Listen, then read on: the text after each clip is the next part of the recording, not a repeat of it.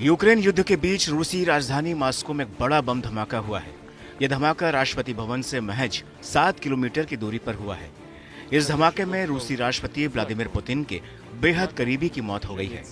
धमाका इतना जोरदार था कि इससे इमारत के 4 मंजिल ऊपर तक की खिड़कियों के कांच टूटकर बिखर गए।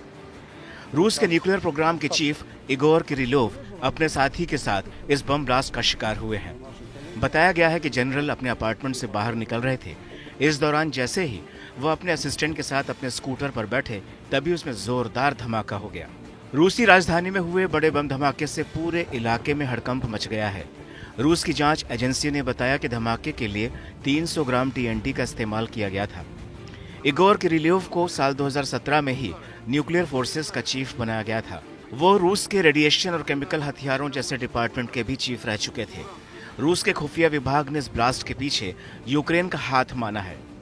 ऐसी अटकलें हैं कि इस धमाके की आंच अब यूक्रेन युद्ध पर पड़ सकती हैं। किरिलोव की मौत के बाद रूसी संसद के डिप्टी स्पीकर ने कहा है कि उनकी हत्या का बदला जरूर लिया जाएगा। रूसी जनरल की हत्या ऐसे वक्त हुई जब रूसी सेना यूक्रेन के साथ युद्ध में उलझी हुई है। ऐसे में रूसी जनरल की मौत को राष्ट्रपति पुतिन के लिए एक बड़ा झटका माना जा रहा है। खास बात यह है कि किरिलोव पिछले 4 महीनों में दुश्मनों का शिकार होने वाले तीसरे बड़े रूसी अधिकारी हैं। 12 दिसंबर को रूस के मिसाइल एक्सपर्ट मिखाइल शतस्की की गोली मारकर हत्या कर दी गई थी। 28 सितंबर को drone specialist colonel Alexei Moscow में मारे गए थे। अल जजीरा की रिपोर्ट के मुताबिक जिस इलाके में धमाका हुआ, वहां कोई सीसीटीवी कैमरा नहीं लगा था। इससे इस बात की आशंका जताई जाने लगी है कि यह धमाका सोची समझी साजिश के तहत हुआ। धमाके के तार यूक्रेन और ब्रिटेन से भी जोड़कर देखे जा रहे हैं। दरअसल बीते अक्टूबर महीने में ब्रिटेन ने रूसी जनरल पर कई पाबंदियां लगाई थीं।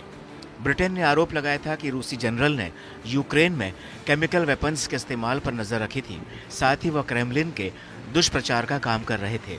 न्यूज एजेंसी एएफपी के मुताबिक यूक्रेन की सीक्रेट सर्विस एसबीयू ने मॉस्को में एक विशेष अभियान के तहत किरिलोव की हत्या की जिम्मेदारी ली है। तो वहीं कीव इंडिपेंडेंट की रिपोर्ट के मुताबिक किरिलोव को एक दिन पहले ही यूक्रेन के सिक्योरिटी सर्विस ने बैन केमिकल हथियारों के इस्तेमाल के आरोप में दोषी मानते हुए सजा सुनाई थी। हालांकि रूस ने इन आरोपों को खारिज किया था, तो वहीं रूसी टेलीग्राम चैनलों पर तस्वीरें पोस्ट हुई थीं जिससे ब्लास्ट से जुड़े होने का दावा किया जा रहा है। रूसी टेलीग्राम चैनलों पर ब्लास्ट की तस्वीरें पोस्ट हुई हैं और ये दावा किया जा रहा है कि इनका किरिलोव से ताल्लुक है।